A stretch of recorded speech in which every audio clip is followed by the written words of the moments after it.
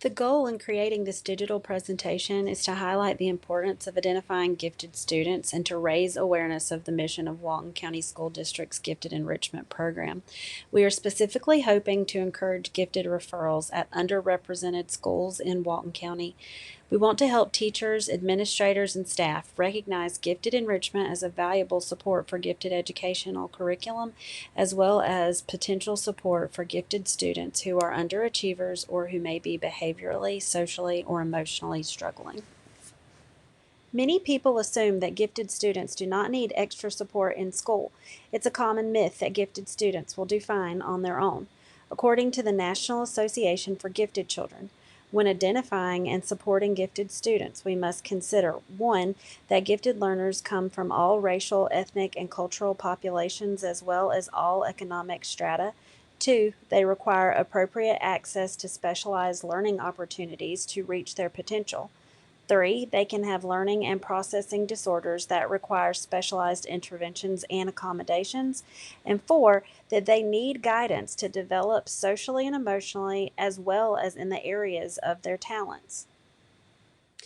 Each state Department of Education has their own definition and qualifications for being determined gifted.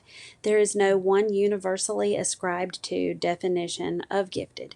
The National Association for Gifted Children defines gifted children as those with gifts and talents who perform or have the ability to perform at higher levels compared to others of the same age, experience, and environment in one or more domains. According to the Florida Department of Education, Florida defines gifted students as students who have superior intellectual development and are capable of high performance. While Florida statute has its own criteria for being identified, we also accept and recognize students identified in any other U.S. state without reevaluation under our own guidelines. What is important to note here is that both the NAGC and Florida definitions do not say that the student is performing at high levels, but rather that they have the ability to do so. Also note that these high levels are compared to other students with similar age and experience. This means the environment the student lives in and the opportunities they have experienced will have a direct impact on how their performance plays out in the classroom and how teachers will perceive it. Sometimes it can be difficult to identify a student who is gifted since there are different types of gifted students with varying personalities. A gifted student could be a successful high achiever who is attentive in class. However, a gifted student can also be someone who struggles with his or her self-esteem, gets bored in class, is an underachiever, has a learning disability, has a physical or emotional handicap, or is an English language learner. Although high achieving students may appear gifted, there is a difference. High achieving students are attentive in class, while the gifted learner may be selectively mentally engaged. A high achieving student works hard to achieve, while a gifted learner knows without working hard. A high achiever needs 6 to 8 repetitions to master new material, while gifted students need only 1 to 3 repetitions. High achievers enjoy the company of age peers, while gifted students prefer the company of intellectual peers or even adults. High achievers are pleased with their own learning, while gifted students can be self-critical. High achievers get straight A's, while gifted students may not be motivated by grades. We have included Fraser's traits, attributes, and behaviors in your resource packet, as this chart is a helpful guide for teachers to understand and document what gifted behaviors actually look like in the classroom. Let's take a look.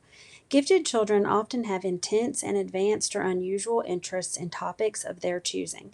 When a gifted child is pursuing those areas of interest, they may be self-starters, not want to move on to other topics, and be resistant to transitioning, or have far more knowledge on this topic than average students their age. Motivation will be evidenced in a desire to learn. This does not necessarily refer to learning in the classroom. It can be a desire to learn about topics of interest and activities outside of school as well. These students will also have aspirations to achieve and be outspoken about their goals. They will often have self-elected tasks.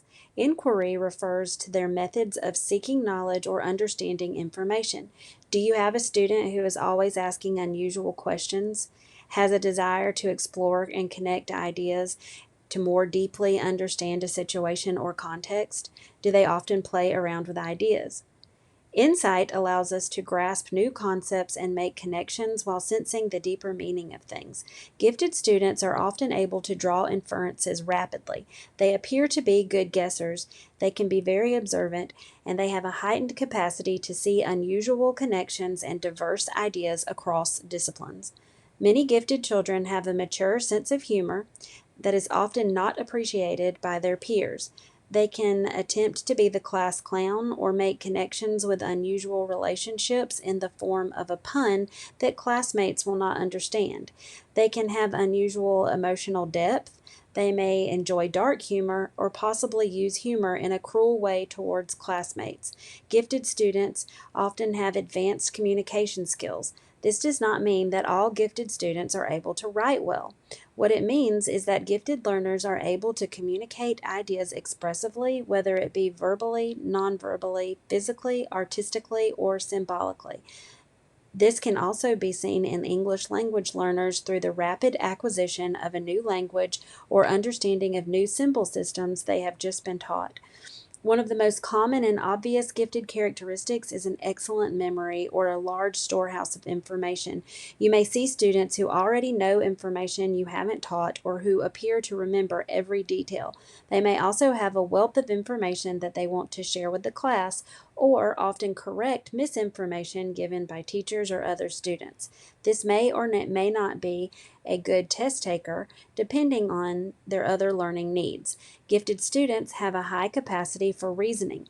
These students may use metaphor and analogy with ease, think critically about topics discussed in class, or demonstrate logical thought patterns that lead to plausible answers. Problem-solving ability is similar to reasoning, although reasoning does not always lead to a solution.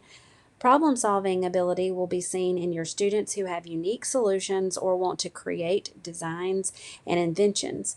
Creativity and imagination is demonstrated by those gifted students who show exceptional ingenuity in using everyday materials or who constantly daydream. They may have silly off-the-wall ideas, be highly curious, or have many and varied imaginative stories. The TABS form is useful in that it allows teachers to document or think about how a specific student manifests these abilities or characteristics in the classroom in ways that are more intense or advanced than those skills of classroom peers. When understanding how these characteristics may look in the classroom, we need to also understand that the behaviors associated with these characteristics may be positive or negative. The ability to learn rapidly may be expressed in good grades because the student is able to memorize and master content quickly, or it could be demonstrated through boredom with the material, resistance to completing tasks the student feels like they already understand, or disruption of class due to boredom. Students who are self-motivated and self-sufficient may require minimal attention from the teacher, or they may also challenge teacher authority. When referring students for gifted screening, classroom teachers should not just refer students who demonstrate obvious positive behaviors, but also consider students who demonstrate these negative behaviors, as they are the behaviors that most suggest that the student is in need of additional support. While it is general education teachers that most often refer students for gifted screening, it should be understood that a student can be referred by a teacher, staff member, administrator, community member, parent, peer, or themselves. If you have a student that you would like to refer for gifted screening, please reach out to your guidance counselor and ask them to send home a request for evaluation form. The parent will sign this and return it to the school. Your guidance counselor will then give you 2 gifted characteristics checklists that you will need to complete on this student.